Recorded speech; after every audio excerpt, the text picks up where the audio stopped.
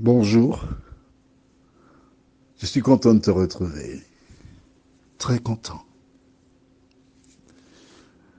car étudier la Bible est un véritable plaisir.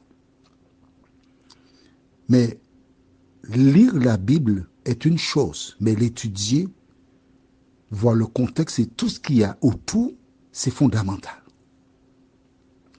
Aujourd'hui, nous verrons pourquoi frappes-tu ton prochain. Juste avant, prions. Notre Seigneur et notre Dieu, grande est notre joie encore de venir vers toi.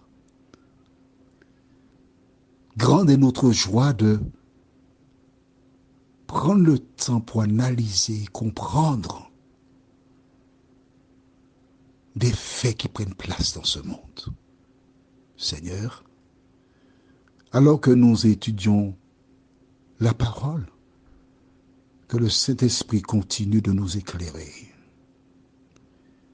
Que le Saint-Esprit nous aide à décerner à Dieu sa place, mais à discerner les pièges de l'ennemi. Au nom de Jésus, pour ta gloire éternelle. Amen. Voilà. Hey, c'était bien hier, tu as aimé? Ah oui, au top. Ah, il le méritait. Le bonhomme est en train de profiter sur un hébreu depuis un moment là. Moïse a bien fait. Tu penses ça vraiment? Qu'il a bien fait? Ok. Nous allons prendre le temps pour comprendre cette affaire-là. Toi qui m'écoutes, je voudrais que tu retiennes que le diable fait tout pour te pousser dans un piège. Et tu te retrouves dans le piège sans même te rendre compte. Eh oui, fais bien attention. Quel que soit le lieu où tu vas, le diable a plusieurs pièges devant toi. Et si tu n'es pas vigilante ou vigilant, tu tombes dans un. Mais quand tu tombes dans un piège, il faut être fort pour le reconnaître, te relever et continuer ta course. Il faut savoir pourquoi tu es sur terre. Quelle est ta mission? L'ennemi ne veut pas que tu remplisses la mission et faire en sorte pour que tu penses que tu es disqualifié. Mais écoute, c'est là maintenant que tu es qualifié, quand tu es tombé et que le Saint-Esprit t'a relevé. Les personnes profanes qui ne connaissent pas Dieu pensent que c'est fini pour toi. Mais c'est pas vrai. C'est pas vrai. C'est maintenant que les choses sérieuses commencent. Quel est le piège? Depuis le moment où la princesse a donné à la mère de Moïse l'ordre de le nourrir et de l'emmener, Satan sait que c'est lui, le libérateur. Il commence à surveiller.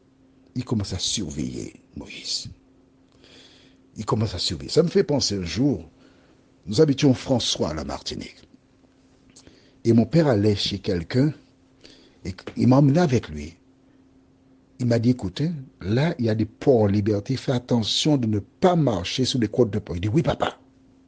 Et j'ai regardé attentivement partout, partout, partout. Je ne marche pas. Je ne marche pas sur les côtes de porc. Et quand on repart, on s'embarque, il me dit, tu es monté sur la côte. Mais non, papa, j'ai fait attention. Tu parles. J'ai pris l'odeur. J'ai regardé ma chaussure et je suis monté sur eux. Pourtant, il m'avait averti. Pourtant, j'ai fait attention. Mais à un moment d'inattention, je suis passé sur les côtes de porc et c'est fait. L'ennemi cherchait comment atteindre Moïse. Ou probablement, il a mis d'autres pièges devant lui avant celui-là, il n'a pas réagi. Mais l'ennemi sait que Moïse sait qu'il faut libérer le peuple. L'ennemi sait que face à la violence, rares sont les personnes qui peuvent rester là, zen, sans réaction. Alors il provoque cette situation. Il provoque la situation. Et lorsque Moïse à regarder à gauche et à droite, les démons commencent à taper leurs mains l'une dans l'autre et à crier ouélélé, ouélélé, ouélélé, ouélélé, ouélélé, on l'a eu, on l'a eu, on l'a eu, on va le disqualifier. Ils ont crié ouah. Quand leur premier coup de poing est parti, ils ont dit ouah, ouah. On a marqué un point, on a disqualifié l'homme que Dieu avait sélectionné. Et pour bien le disqualifier, il va faire quelque chose que nous verrons demain si Dieu nous prête vie. Mais Moïse, cette nuit-là, il a dormi. Pas inquiet parce que il avait regardé à gauche, il avait regardé à droite, personne ne l'avait vu. Mais cette première mort appelle d'autres morts. Lorsque un chien a goûté au sang, un chien a mordu, a goûté au sang, il a envie de mordre encore. Alors, nous lisons le texte du jour, Exode 2, verset 13. Il sortit le jour suivant. Et voici deux Hébreux se querellaient. Il dit à celui qui avait tort, pourquoi frappes-tu ton prochain? Vois-tu, déjà là, il avait l'amour du prochain. Il n'a pas dit pourquoi tu le frappes. Il n'a pas dit pourquoi tu frappes cet Hébreu. Il lui dit pourquoi frappes-tu ton prochain? Toi qui m'écoutes, combien de fois dans des relations tu as eu cette attitude? Frapper des gens. À moi, je n'ai jamais frappé quiconque. D'accord, très bien. Combien de fois as-tu dit du mal de quelqu'un? C'est frapper aussi. C'est tuer aussi, ainsi. Combien de fois que tu as répété des choses que tu as entendues, que tu n'as pas vérifiées? Combien de fois tu fais du mal à ton prochain? En même temps, ce texte nous montre comment nous ne pouvons rester insensibles face à des situations. Car le texte dit bien, il dit à celui qui avait tort. Cela veut dire que chacun s'est exprimé. Et lorsqu'il a entendu les deux versions, il a eu la vérité. Toi qui m'entends là, avant d'ouvrir ta bouche pour aller dire des choses sur des gens, tu as entendu une version? Va entendre l'autre version, si tu n'as rien à faire. Car si tu t'occupes de tes affaires, tu ne t'occuperas pas des affaires des gens. Mais si tu veux suivre l'enseignement biblique, quand tu as entendu l'autre version, à ce moment, tu peux t'exprimer.